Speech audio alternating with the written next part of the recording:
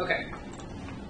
So where we are, before we go to where we are, we already went over this a little bit, but since you were asking questions, I want to go quickly over this. And this is also going to set up what we're going to do today, so it's not going to hurt to do this. What was last time? 10:10? So when last we left, towards the end of our day, we were trying to survive. In more ways than one. Right, but we were trying to survive. So I'm going to go over this really quickly, stop if we have questions. What we were just looking for is there a difference between our average market share for Season 1 to Season 4 of Survivor? Right? And so I gave you some output. We were able to look at our box plots and get a visual on if we would assume that our get a visual to assume if our variances were equal or not. In this case, we would assume they're not equal. One's really spread out, one's really compact. And then based on this, we determine if we use the equal or unequal variances to make our statistics for our independent t-test. When we're doing independent t-test, is everybody good with this? Wait, how did you decide to use equal or unequal again? So, on the next slide, okay, I have to put this like that. So if our variances for Season 1 is the same as variance for Season 14, our alternative is that they are not the same. Since our p-value is less than 0.0001, is less than whatever alpha level I pick, really. Right. Yeah. Okay. So we reject our null hypothesis. When we reject it, we're saying that our variances aren't equal. They are, in fact, unequal. Right. There you go. Awesome. Thank you. Good. So questions about that? Yeah. So between Season 1 and Season 14, it's really 14, there is a difference. We've lost market share. And in fact, we can talk about the fact that we lost... Oh, I have such better slides than this. Hold on. This will make this go faster.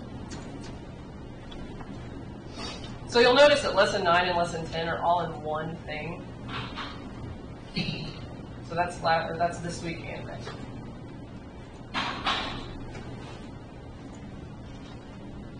So what I'm going to do really quickly is just show you all what I did in class on Saturday. These are all filled in.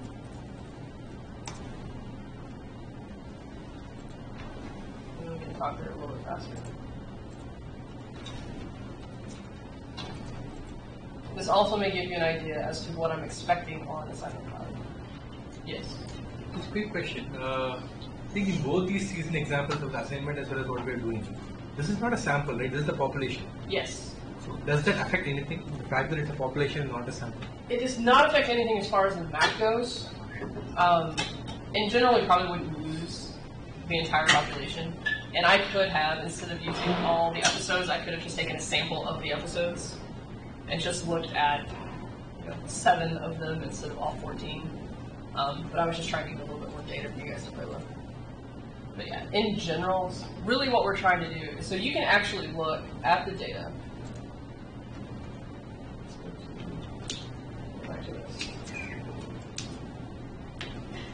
Right, so you can look at the data, and you can look in the red box, and you can see what the means are, right? You can tell that Season 1 had a higher market share than Season 14. The question that we're now asking is that difference statistically significant? So yes, there is a difference. 34 is definitely bigger than 13. But is that difference statistically significant? Do we care? Or can we say, nah, the mean difference really isn't that big, and we don't have to worry about it? So there, whether it's a population or a sample, you frame it that way, it doesn't really matter. That's the question. So again, as the output, we've got our descriptive statistics at the top, we've got our independent t-test at the bottom, we've got our quality variance at the very, very bottom. And this is really what I was kind of expecting when I see like your 6 steps, right? You don't have to do it for the homogeneity variance unless you want to. But what I'm kind of looking for is this, your independent t-test, right? Here's my null, here's my alternative, here's the alpha level that we're using, here's the test statistic I use, here's my p-value, here's my conclusion, and then step 6, for my variances, I concluded they weren't equal, so I used the unequal results. And then for step 6 here, there was a significant difference, and in fact, we took it that step farther and said that season 1 is about 20% higher on average.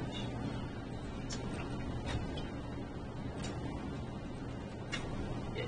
So the alpha is 0.1, not 0.05 for variance. Do you do it 90% significance? So, that's a great question.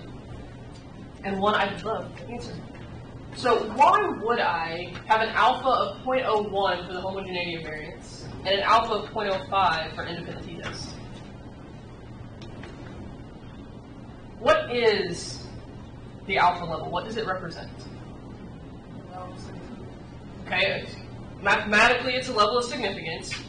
And how do we determine that level of significance? I heard a couple things, right? One of the things I heard was the type 1 error. So that's where that is coming from. So it's a type 1 error. So what is a type 1 error?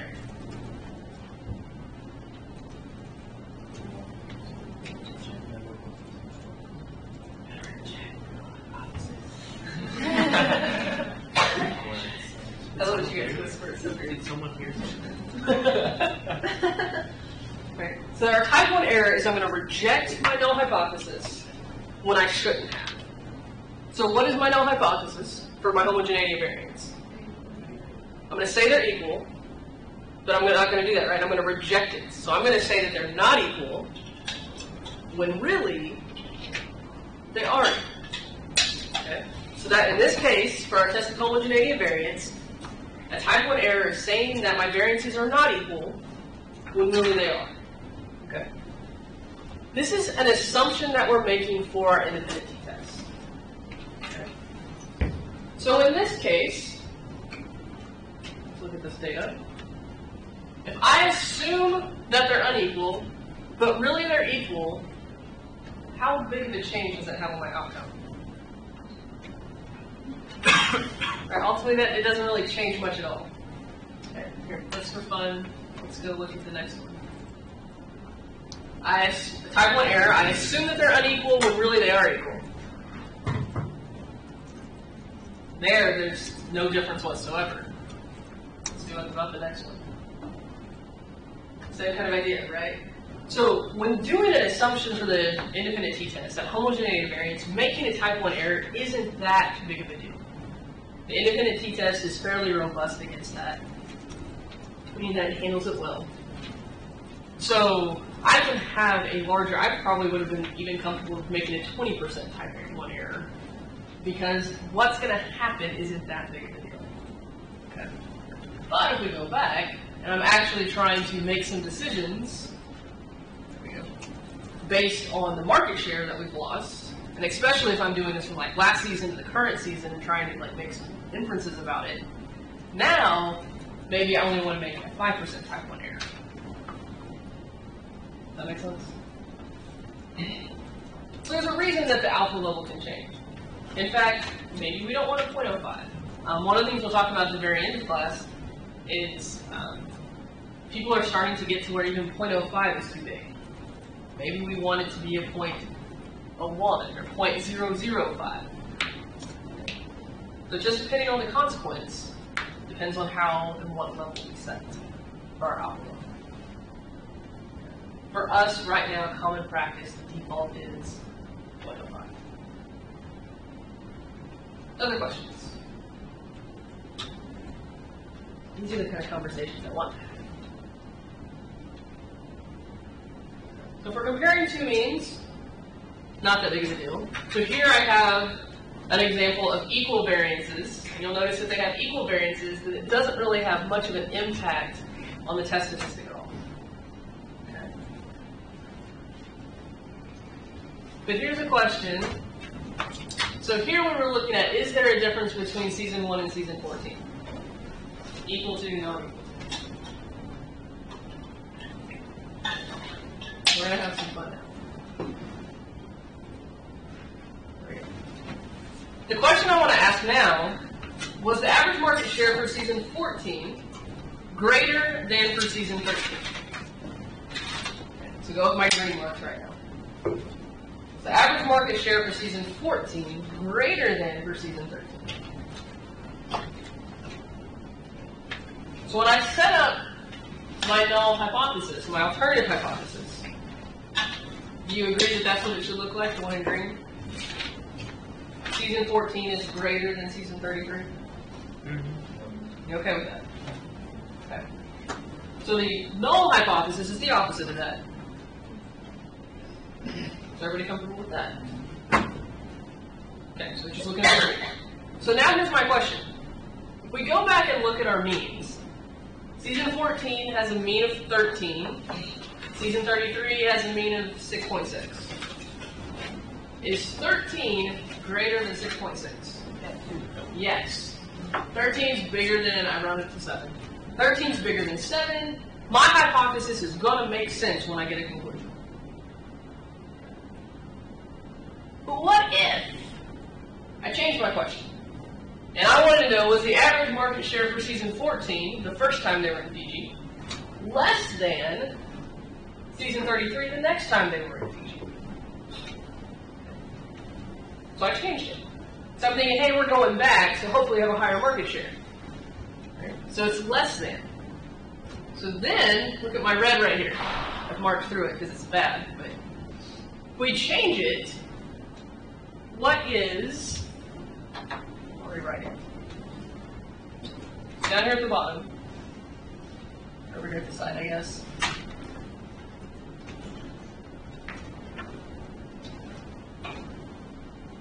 Or not. Didn't we have this problem before? Or did you want to write with me?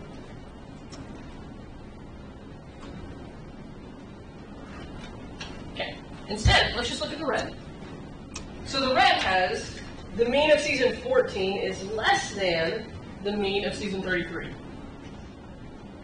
So that's my business question. I set up my hypothesis. 14 is less than 33. But then I go and look, and the mean for 14 is 13. And the mean for season 33 is 7. Is 13 less than 7 in our standard numerical way that we do things? So 13 is not less than 33. Sorry, 13 is not less than 7. So if I reject my null hypothesis, and I conclude my alternative hypothesis, I'm concluding that the mean of season 14 is less than the mean of season 33, and I'm concluding that 13 is less than 7. You just told me 13 can never be less than 7. Huh. Yes. So what I would do is not just compare 13 and 7, I would compare the interval estimate, not the point estimate, and see if there's... Still going to have an issue. Because so what's basically happened is we haven't set up our null and alternative hypothesis correctly, right? Because here, even if you decide to go for your intervals, they're not going to overlap. They're still going to have issues. So the point I want to make with this one is, even though our business question might ask for less than, our hypotheses do not, our alternative hypothesis does not have to be less than. Okay? We're still going to ultimately have less than in our equation. So less than is just going to be in our null hypothesis instead of our alternative hypothesis. And that's okay. So as you're starting to do this, and I think this becomes important potentially on your homework assignment, you want to make sure that if you're setting up a directional hypothesis, that it makes sense. Yes. I feel like the same thing happened to the green. Yes. You're looking at the null hypothesis. You fill in the values. It doesn't make sense. Yes. So either way, one is not going to make sense. Yes. But you have to think about the way that, the way that the statistical test works, right? So since the statistical test works as we're going to reject or we're going to fail to reject, we're always testing that null hypothesis. So we want our null hypothesis, if we reject it, to make sense.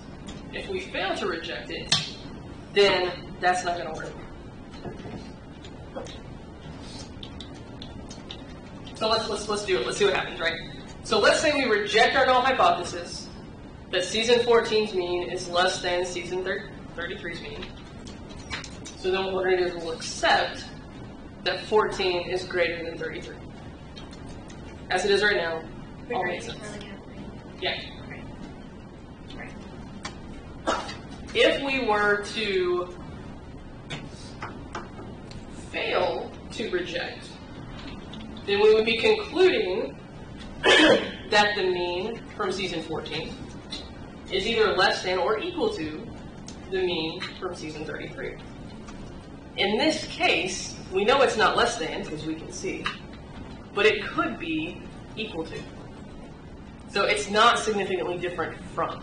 It's really the conclusion that we're making.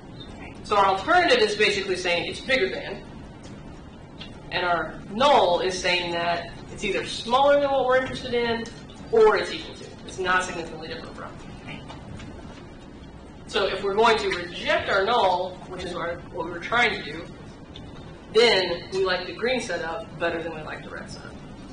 But if it was asking less than, you would just set it up this way. I would set it up if it was asking for less than, and it made sense, like if the numbers made sense, if 7 was for season 14 and 13 was for season 33, then you would switch. So you want it so that your alternative hypothesis makes sense mathematically. Your null hypothesis doesn't have to make sense mathematically, but you want it so that your alternative hypothesis makes sense mathematically. Does that help? Does that confuse? A little bit of both. I got nods and I was like, does it help? Yeah. Does it confuse you? Yeah. Yes. My question is, why are we taking changing the hypothesis instead of just looking at it and saying that there's no requirement for hypothesis test here? We already can say that it is not true. This question is not. Why are we doing a hypothesis test for the sake of doing a hypothesis test? Because it's very clear from the question that we know the answer already. We don't need to do a hypothesis test. So so it goes back to is it a statistically significant difference? Yes, I know that 13 is greater than 7, but is it statistically significant?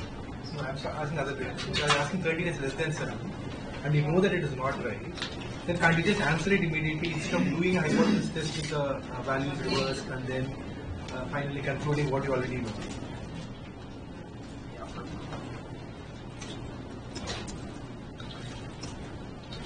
In this case, yes. Right? So let me make sure that I'm understanding what you're asking.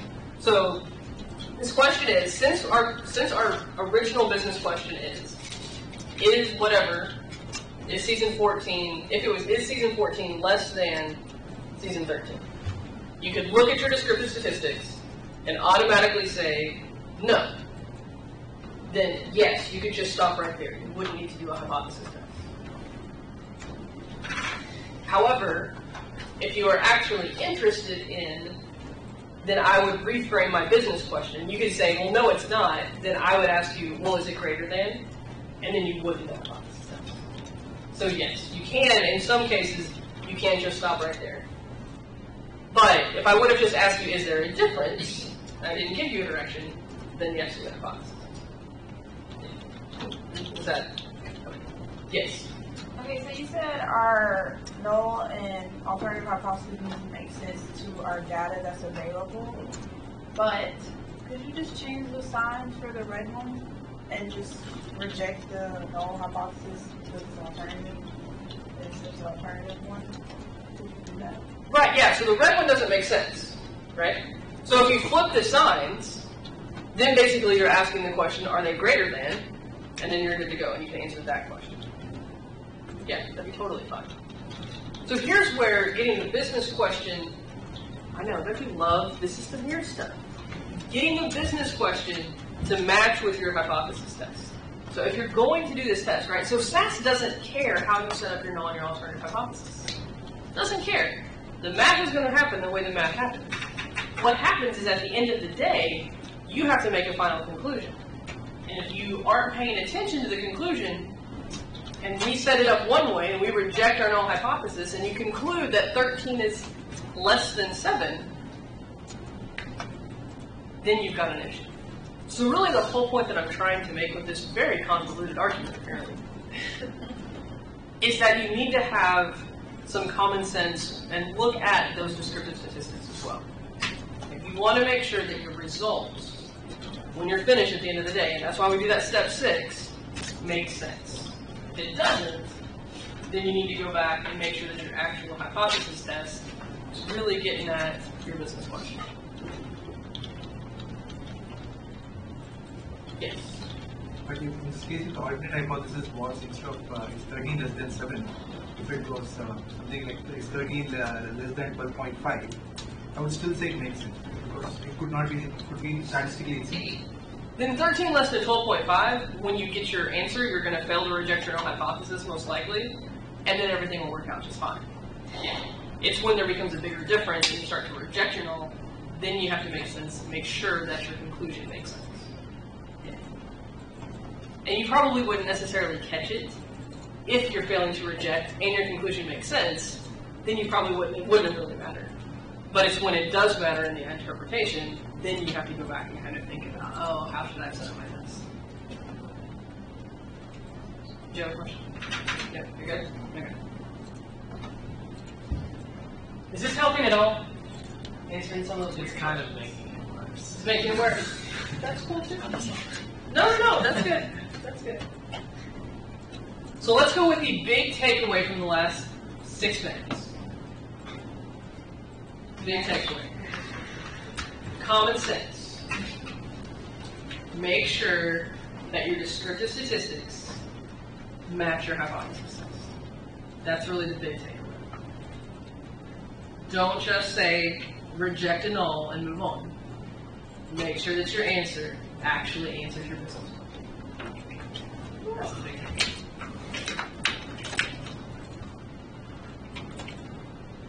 Alright. Let's try some dependency tests. That seems to be what you guys were interested in. Okay.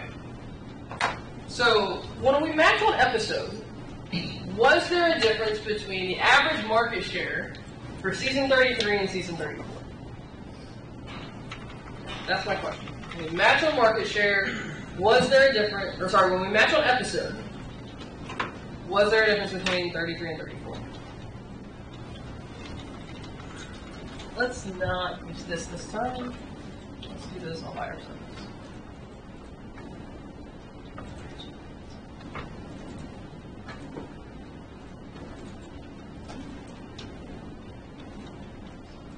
I can draw this. Okay.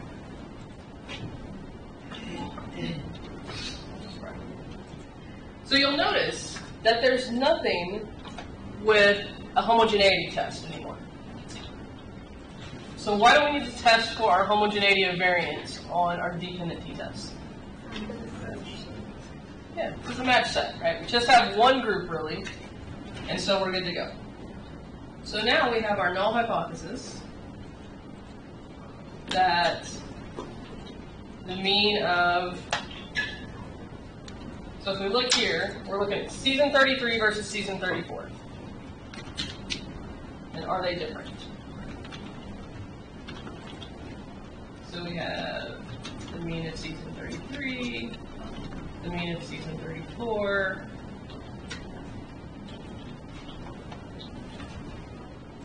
and I've just asked, are they different? Equal to, everybody okay with that? Okay. Now the next thing we want to look at, these results. Does that match my alternative hypothesis? No. Right. So I could rewrite this as the mean of season 33 minus the mean of season 34 equals 0, or not equal to 0. Does that match? Because here I'm doing 34 minus 33, and my hypothesis says 33 minus 34. So I either need to change my hypothesis, or I need to change my output. Does it matter which order we do this in? No. The only time it matters is just for the interpretation, right? So if we're looking at the mean difference here, and we get a positive number, then which season has to have a higher market share? 34. Right. So a big number minus a small number is going to give you a positive value. You get a positive mean, you get a positive test statistic. Everybody's good with that? So we have our null hypothesis. Let's assume we have an alpha of 0.05. We have a test statistic. We have a p-value. We can take our p-value and compare it to our alpha level.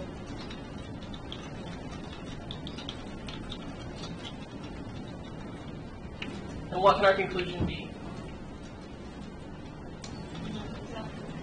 Fail to reject.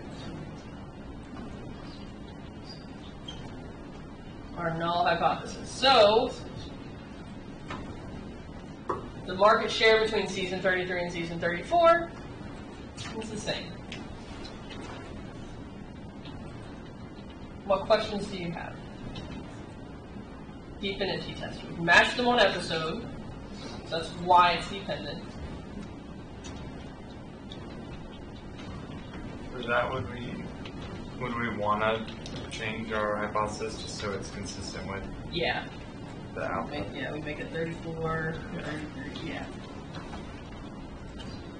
Now, why is the not equal to alternative hypothesis? Because my business question was just, is there a difference? You said that was incorrect. Is null hypothesis? Or alternative? No, it's totally fine. Okay. Yeah, you're good. You're just saying that when you subtracted it, that was wrong because you got. Right, it was wrong because it was split. So if we wrote it like this, then it's right.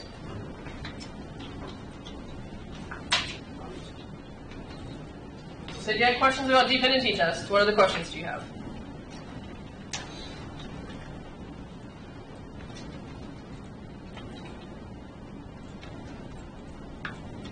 So if we tried weekly rank, again we've got 34 minus 33, but now we have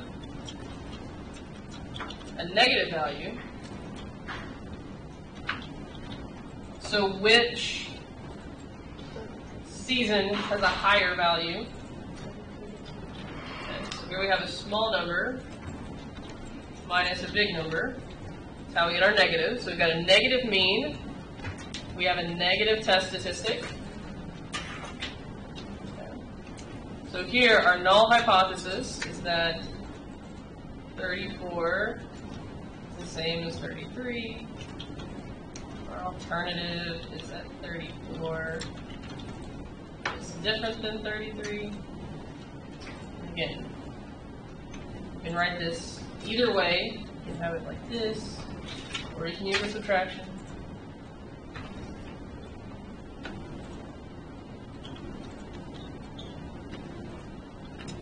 Generally, I wouldn't mix the two.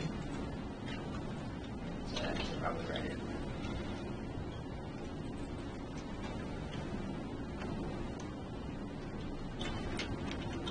Our p-value is 0.0010, less than our alpha level of 0.05.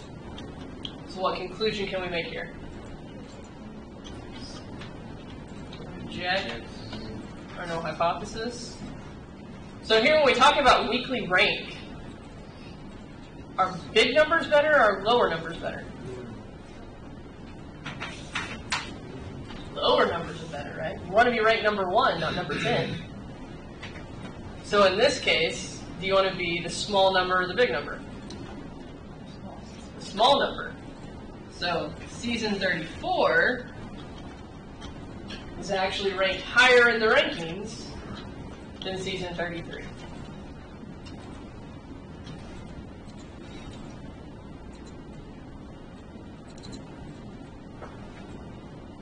So in terms of what I'm kind of looking for,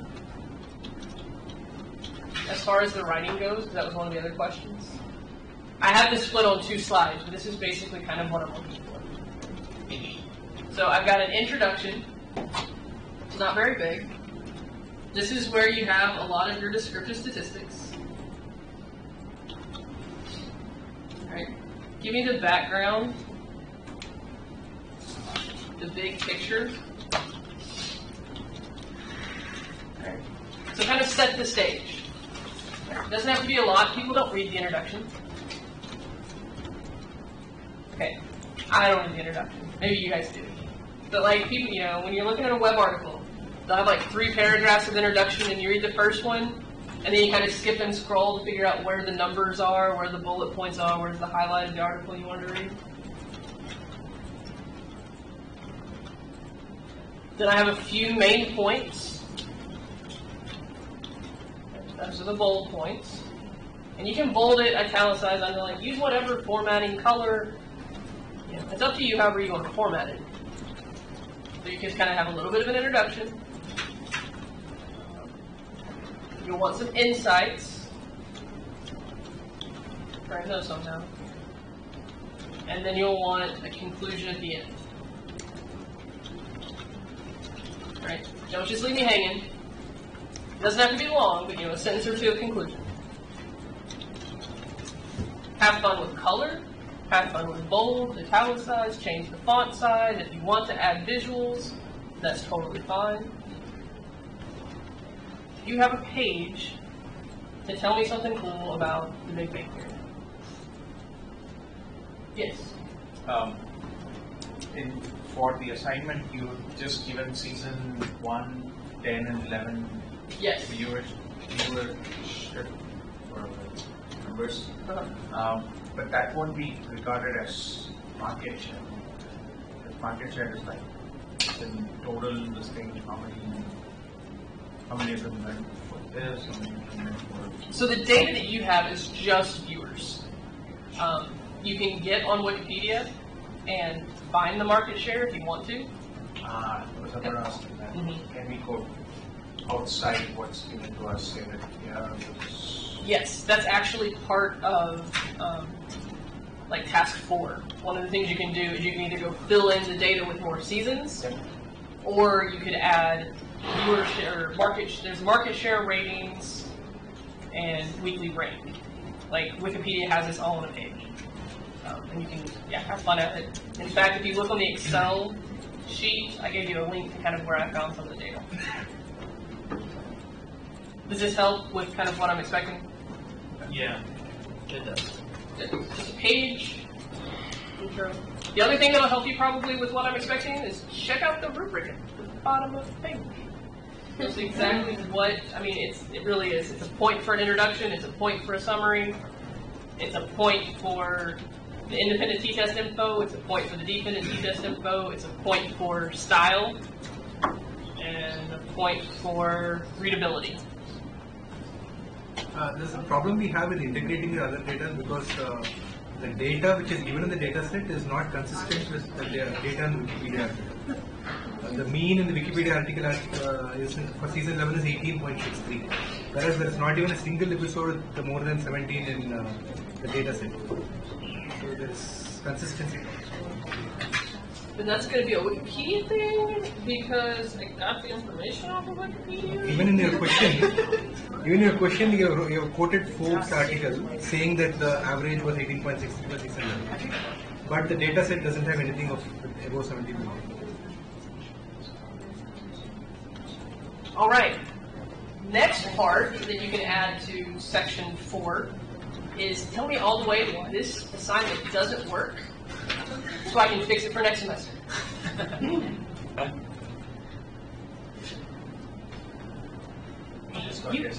So first of all, bravo for finding this stuff. I mean, and when you guys find inconsistencies, let me know. So then we'll just have to figure out if they were using different metrics or if it really is. Are we getting points? Huh? Are we getting points?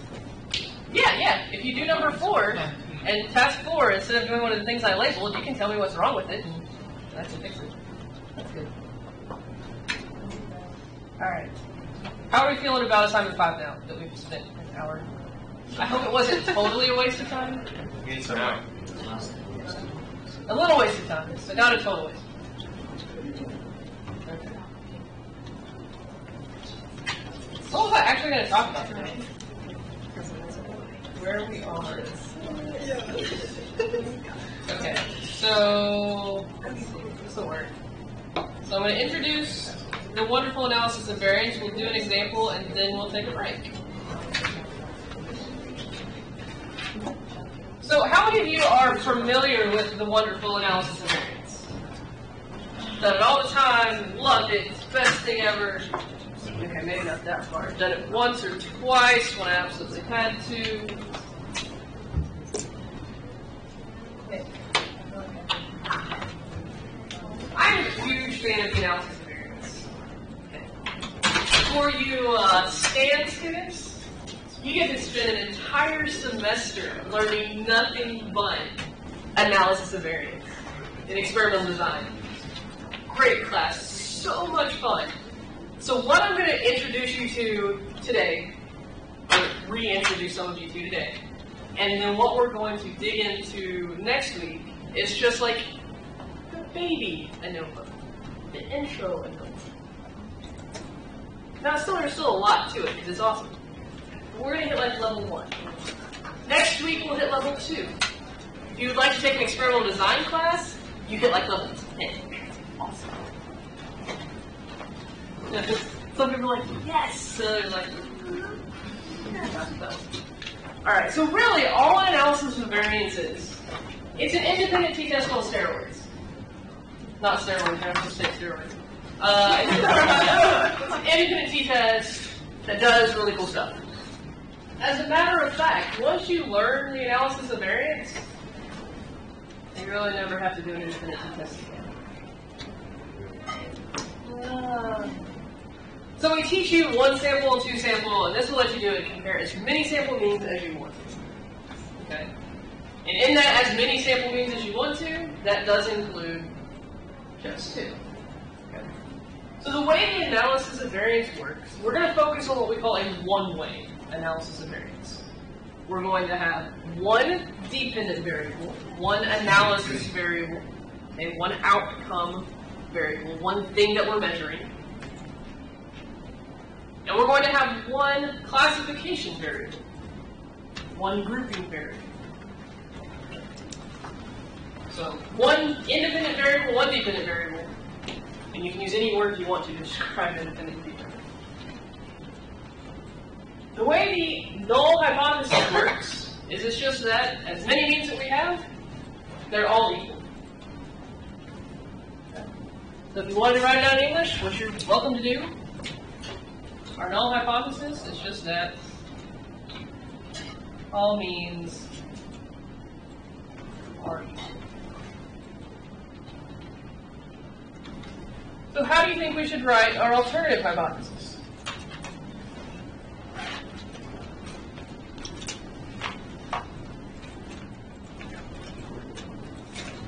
They are not equal. Like that? Sure.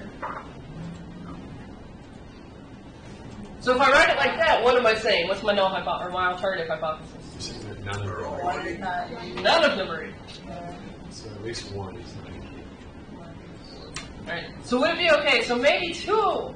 So maybe 2 are equal and 2 aren't equal, and okay. So the way we're going to write this instead, so not this way. So in English, at least 2 means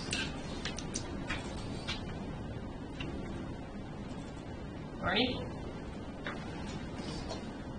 So your null hypothesis is that all the means are equal. Your alternative is that at least 2 of them aren't equal. So you could say that for one mean and another mean,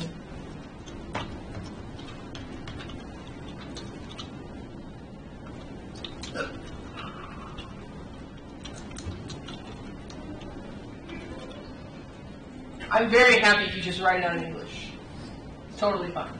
If you want to write it down in symbols, then it's the mean of group I, whichever group I is. It's not equal to the mean of group J for some I and J, right? So that could be group 1 and group 3, or group 2 and group 4, or yes. Yes. Yes. So when it comes to an ANOVA, there's no such thing as directional. Okay? Because we can't go in and say, well, group 1's bigger than group 2, but group 2's bigger or less or smaller than group 3, but group 3's bigger than group 1. That just gets really crazy. So we're always going to have a two-tailed, non-directional hypothesis. So it's always going to be all the means are equal, or at least 2 of them aren't. Now that being said, so for our, the word we use is omnibus. So for our big picture, our omnibus test, that's all we're going to find out. We either figure out all the means are equal, or we know at least 2 of the means aren't equal. But does it tell us which 2? No. And so this is when we have what we call post hoc tests, after the fact. So we find out that at least 2 of them are different, and then we're going to try and figure out which 2 are different. So there are also tests, again, if you try that experimental design class, they're called a priori tests, before the fact. So you could be like, here are my hypotheses coming in, I think these groups are going to be different. We're not going to focus on that. We're going to focus on one test that's going to say, are these groups different or not? And if they are different, at least 2 of them are different, then we'll figure out which 2. I'm a fan of Tukey's HSD test as my post hoc test. HSD, honestly, it's significantly different. I just find it fun that somebody actually put honestly in the title. Basically what Tukey's test does is it looks at all pairwise comparisons. Okay. So if we have 3 groups, it compares group 1 and 2, group 1 and 3, and group 2 and 3. We have 4 groups, you get the idea. Your textbook likes Fisher's LSD. I taught sophomores a lot. I didn't use Fisher's LSD very much because it just invited laughter. LSD, least significant difference. Okay? And it also does all the pairwise tests. It just does it using a different formula.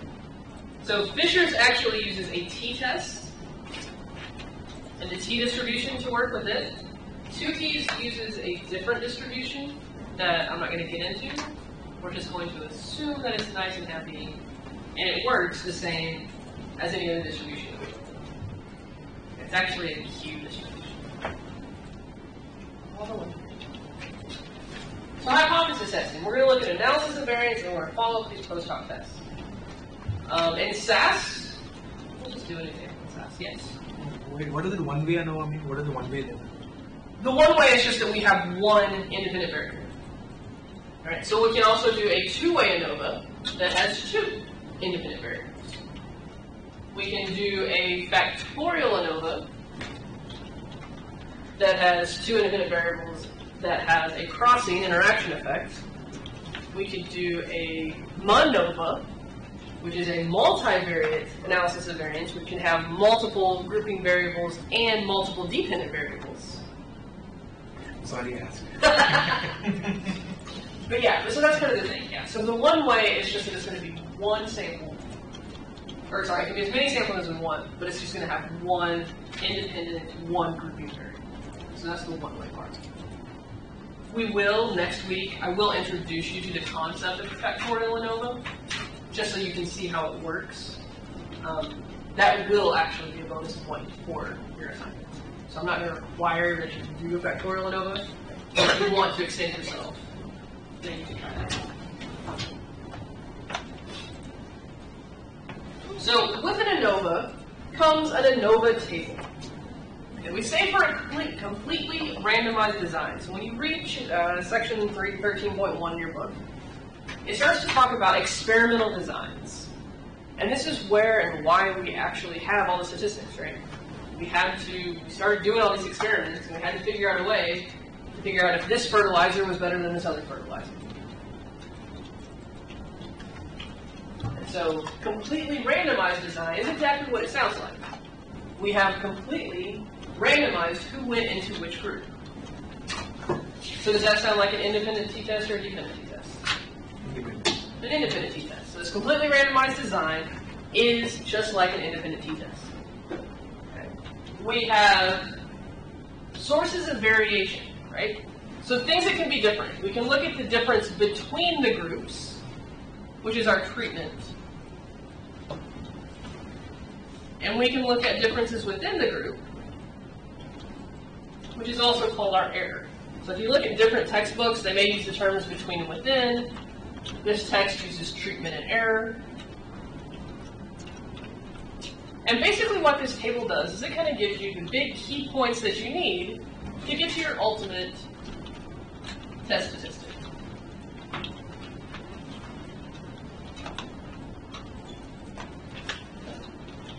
So that's the thing that we're really looking at. And we're looking at the average squared, the mean squared difference of our treatment, and the mean squared difference of our error. Right? So before, all we've been looking at is the difference between means, and we've been dividing it by some standard error. That's still what we're doing here. We're still looking at differences between means. This is a little bit different. It's differences between our error, between the groups, and dividing it by some error metric. So it's still happening the same way we've done our t-test, the same way we've done our one sample test. Here, if I'm giving you the sums of squares treatment, if I add the sums of squared error, I get the sums of squared total. The degrees of freedom are given to us, and this happens all the time. K is going to be the number of groups. So if I give you a ANOVA table on an exam, I could ask you how many groups were in this analysis, and whatever number was here, you would just add 1 to it. It's K minus 1. It's the number of groups minus 1. So if I have 5 right there, then there's going to be 6 groups in this particular example. In T, this is our total sample size.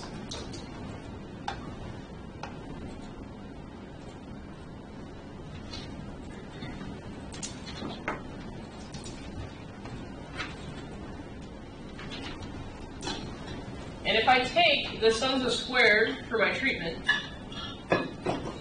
and I divide it by the divided by the degrees of freedom, I end up with my mean squared for my treatment, which is basically what it's saying right here.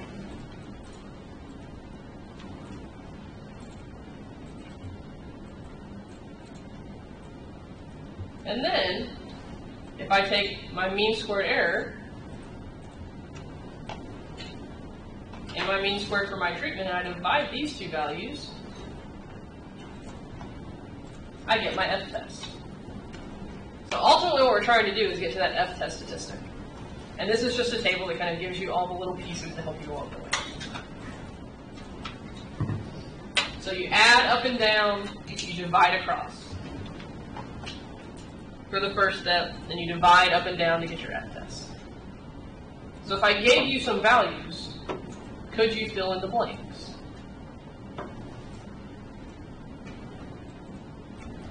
So you add up and down, you divide across, and then you divide at the end. Yes? The NP is not clear. It's like if there are 4 samples, each having like 10, 20, 30, and 20 sample sets, add all the individuals. Yes, so it is the overall grand total. So if there are 100 people in my study, no matter how they're broken down by the groups, 100 people total, that's the NT. Total sample size, not just the sample size per group. Questions about this table?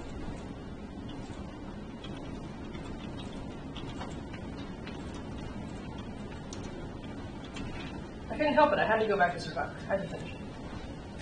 So, my next question became, I'm still in Fiji, right? So, season 33 versus season 34. I did a t-test to see if there was a difference in market share. And then season 33 versus season 35. I did a t-test to see if there was a difference in market share. And then season 33 versus season 36. I've been in Fiji for the last 4 seasons. I did tests to see if the market shares changed. Lots of t-tests. I just did 3 t-tests. So, quick results, all of the equality of variances are the same, and there's not a significant difference between the market shares. Okay, so for the last 4 seasons, the market share hasn't changed. But now I've done 3 tests, and really, I should have done a few more to really make sure that this is true, right? I should have compared, so this is 33 compared to all of the different seasons. I should have compared season 34 and 35, and 34 and 36, and 35 and 36, to really make sure that there was no significant change. But then I would be doing 6 t-tests. So first of all, would you want to do 6 t-tests? No. And then, as we do a t-test, we have a 5% chance of getting a type 1 error. And I do another t-test on the same data, the same idea. I've got another 5% chance. And I do another t-test, and another t-test. And I'm starting to exponentially increase my chance of a type 1 error. So the cool thing about the ANOVA is that it actually is doing 1 test, and we're controlling our type 1 error by just doing that 1 test. If I start doing 6, 8, 10 t-tests, at some point I'm going to get a type 1 error, just because I've done so many statistical tests. So instead I'm just going to ask the question, was there a difference between season 33, 34, 35, and 36? And this is the output that we can get from looking at an ANOVA. So we have a box plot here. So we have 2 that have kind of some spread out market shares, 34 and 36. They're pretty consistent on their market share throughout the season. You can see the means. Does it look like there's a difference? Here, this is a graph of the means. Does it look like there's a difference? Okay, so we're kind of looking, if we have a horizontal line, right? So a horizontal line would be that they were absolutely the same. They'd be absolutely the same. There's a little variation, but not enough that we should really be worried about it. So our analysis of variance, 2 things. So just like an independent t-test, we check for this homogeneity of our variances. Unlike our t-test, the ANOVA isn't broken up of if it's, if we reject our null hypothesis, use this info, and if we fail to reject, use this other info. All this is going to let us do is just check an assumption. So we're aware of the fact that our variances are the same or different. But just like the independent t-test, if our variances aren't the same, it's not that big of a deal. So, in this case, same as before, all of our variances are the same, or close enough. We're going to focus just on this top output. Okay, this is our ANOVA table. So here, it uses model instead of treatment.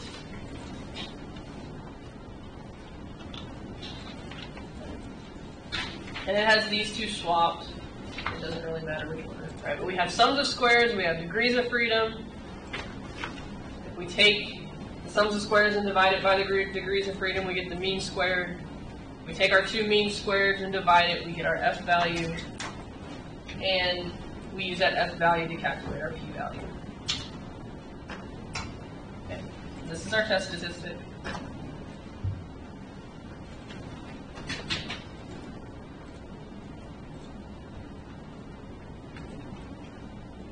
So this, you don't need to know this for sure, but basically this and this are exactly the same thing.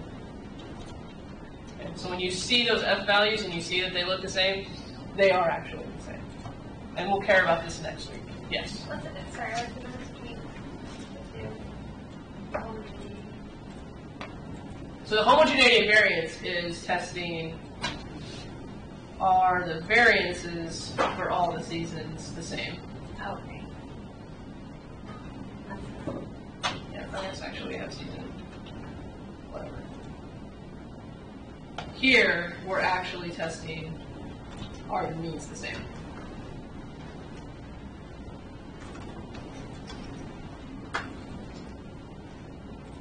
Yes. Whether or not they're the same, there's going to be no difference in the statistic we choose here.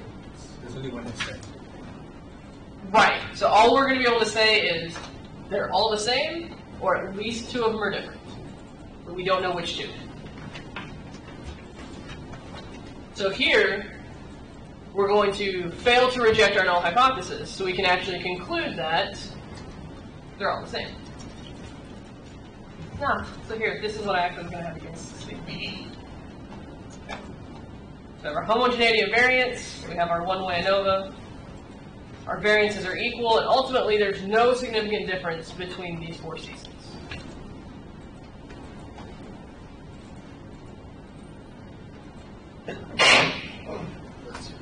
We're going to not look at this right now.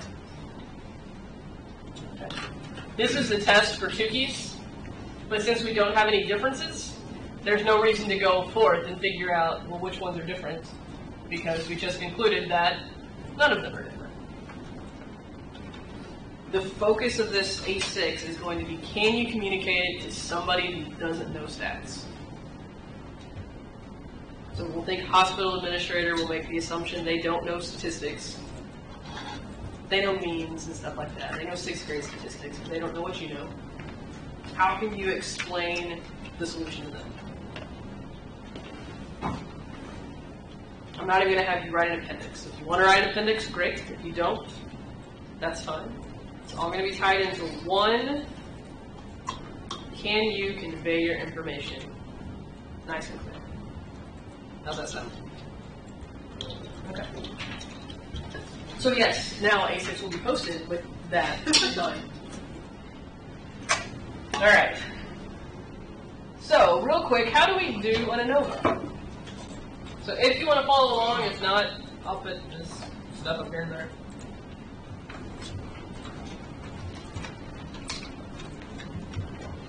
If I open up some data, go to File, I'm going to open some data. And on my SAS server, in my D drive,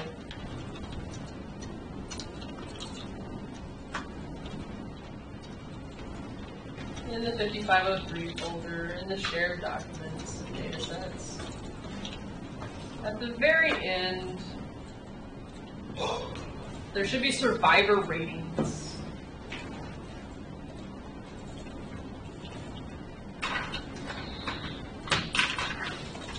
And on here I have seasons 1, 14, 33, 34, 35, and 36. Well, I'm really only interested in Fiji. So if I wanted to get rid of Malaysia, because I don't need that for my analysis, how could I do that? Filter. Filter. You guys getting good at filtering now? So I want all of my variables, but I only want season not equal to. So I want everything except season 1.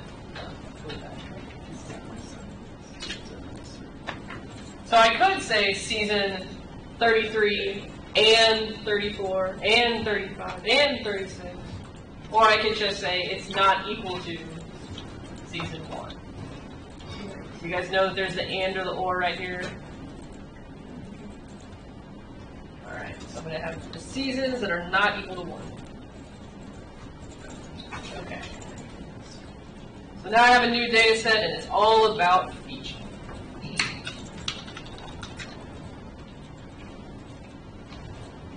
So I'm still interested in my market share.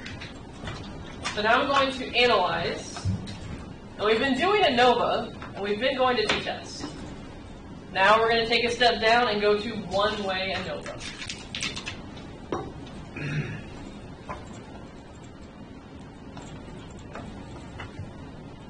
Now the data, we have an independent variable and a dependent variable. So our independent variable is our grouping variable.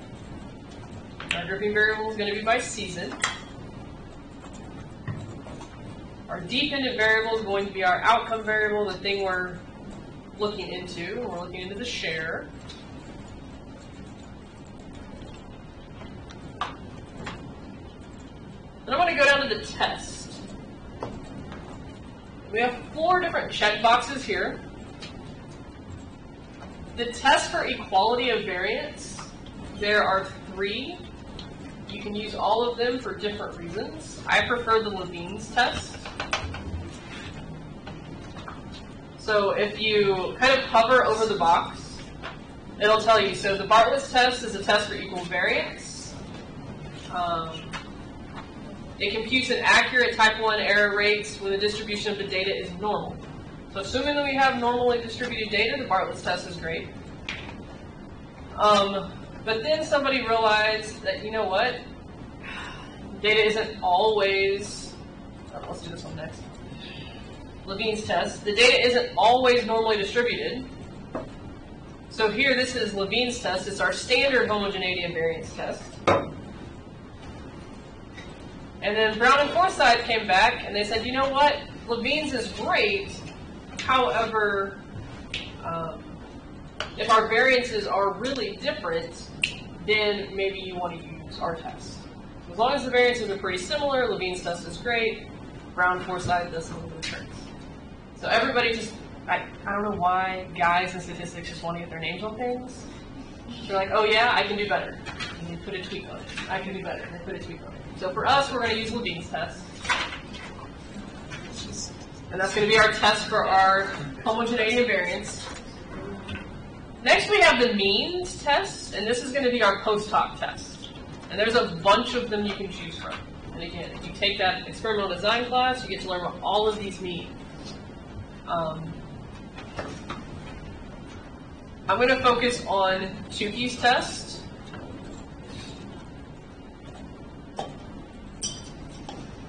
One of the assignments, one of the choose your own adventures that you get to do for assignment 6 is you can research 1 or 2 of these and kind of like write up a little summary if you want to see some more. Tukey's test actually have, where's Tukey's test? There you go. He developed this back in the 1950s and really does these pairwise comparison tests.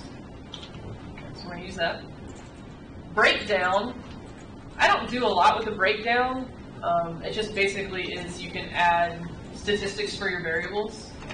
It's going to give us the summary statistics that we want, but if we want more detail, this is where we can do it. The plots, standard box and whisker plot, I'm a fan of. And then you can also use the means, and this is where I get the 2 means and that kind of that trend line in between. I'm just going to leave all of these as just the default settings. The results, everything's nice, don't have to worry about it. Titles are good, properties are good, so I'm just going to leave all those as the default, and we're going to run this.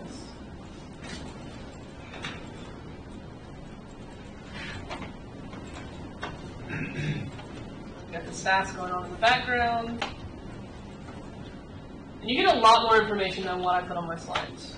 Okay, so this beginning information tells us that season is our independent variable. We have 5 levels, and here are the values. So if you just had the output and didn't have the data, you could use this to tell you exactly what the groups are. We've got 69 observations. This is our analysis of variance. So First thing we look at, if we look at our p-value, are we going to reject or fail to reject our null hypothesis? Our p-value is really, really, really small. We're going to reject our null hypothesis, and we can conclude that at least 2 of our samples are different. We can look at this box plot, and it kind of gives us an idea. Right here are 4 that we've already looked at, and when we added in season 14, it's different, right? It has a higher market share. Scroll down a little bit farther, we have that test for the homogeneity of variance. Really, we should have looked at this first. Its p-value is 0.8, 0.9, so it's really high. So our variances are the same. Here, it gave me my box plot again.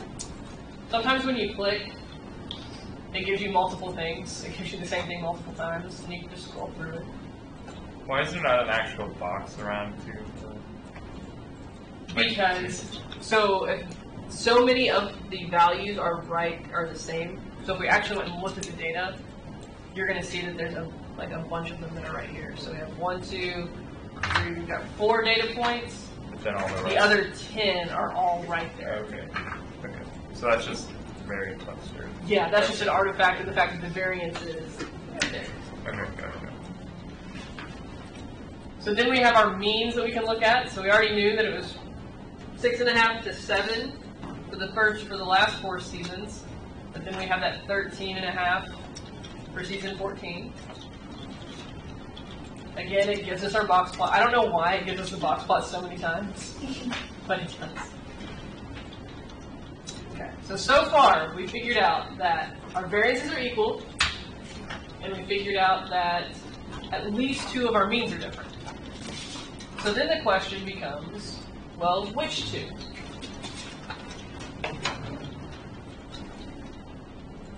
And this is the Tukey Studentize range, the HSD test.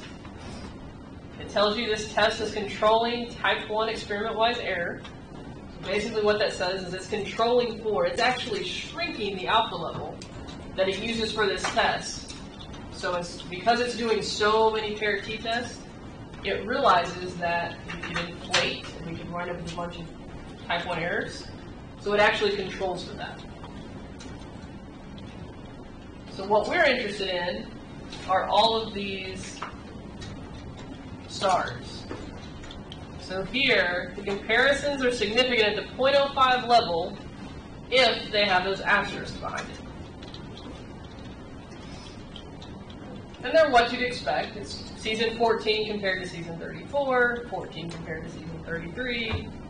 So it gives us the confidence limits, as well as the difference between the means. So the difference between season 14 and season 34 is about 6 percentage points. And then you'll start to notice that season 34 and season 14, it's the same, just backwards.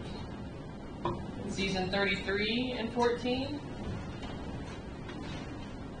season 36 and 14. So even though it looks like there's 8 pairs that are significant, really there's only 4 pairs that are significant.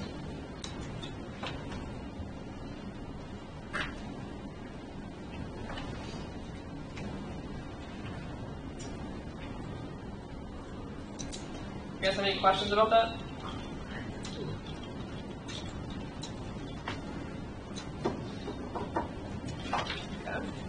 We keep scrolling. There's our picture of our means.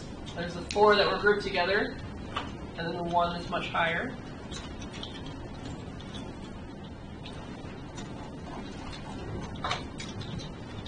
Any other questions?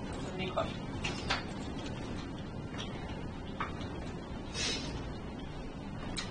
Yes. Why does it subtract both ways?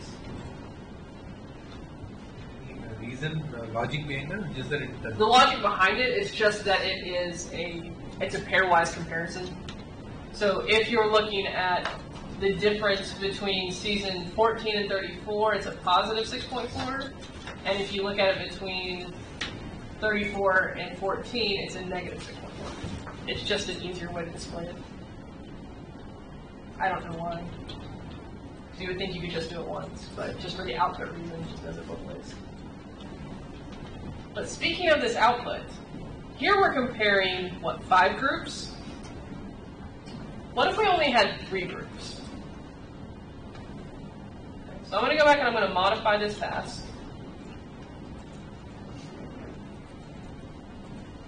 Did you know that you could actually filter within your task? I mean, I haven't told you, so I don't know why you would. Right? But you can actually, so up here you've seen this little edit button a lot. You just never pushed it. If you push it, you can actually edit your data within your task. I generally don't do this because I want it to be very obvious when I filter, but you could if you wanted. So here, I'm going to do season, I'm going to be specific on this one. I'm going to do season 14. And am I going to use an and or an or if I want to add more seasons? This is a tricky one because you think, like when you talk, you're like, well, I want season 13 and season 14 and, or season 14 and 33 and 34. But logically, when you do an and, what does that mean? It has to meet both criteria. It's got to be in all of them, right? And so nothing's going to happen. You're going to get a blank data set if you do that. So here, I actually want season 14 or season, let's do 33.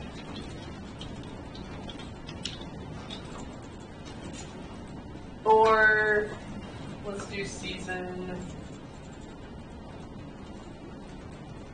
let's do 36, just to spread it out a little bit. So 14, 33, and 36. I'm going to click OK. So now it says the task filter, and it tells me what I did up here. So I'm going to run this again. This time I'm actually going to say no.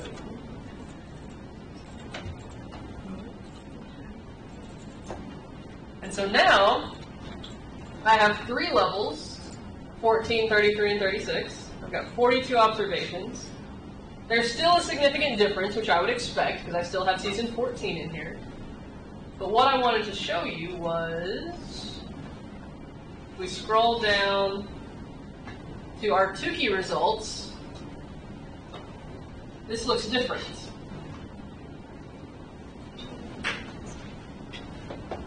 Now we don't have the stars that are identifying things anymore.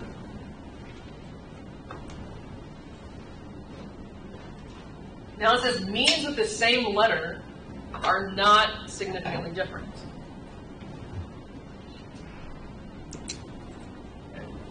So 33 and 36, since they have the same letter, are not significantly different. Right? We can tell that from our means. But 14 and 33 have different letters, and 14 and 36 have different letters, so they are statistically different.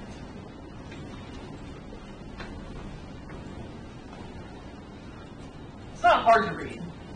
I hope. Is that only for 3 or less? That's what happens when you just have 3. When you have 4, then it starts to do...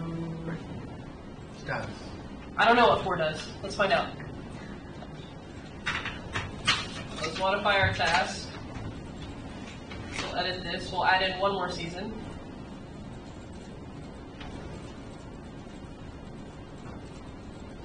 Pick your favorite season. 34, 35.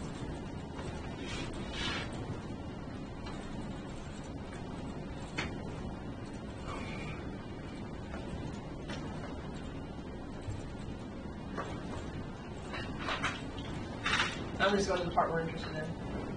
So yeah, so 3 will give you the letters, 4 will start to give you the asterisks.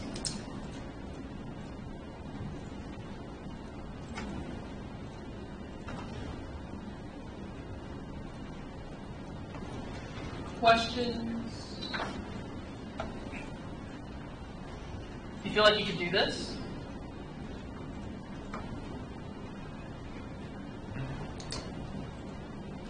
See, most of the heads shaking yes.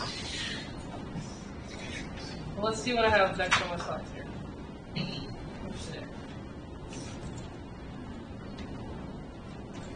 So So this is just the results of what we have, so you can go back and look at them if you want to. Again, kind of how I would structure laying things out. Variances are equal. We have a significant difference between at least two of our stuff. We look at this, and we find out that all of those seasons are significantly different. So that's just for us to have, so you can go back and look at it.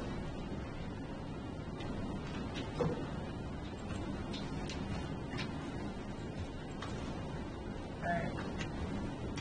So I kind of started talking about this a second ago. But do you guys like my cartoon? All these different colored jelly beans, but only green is statistically significant.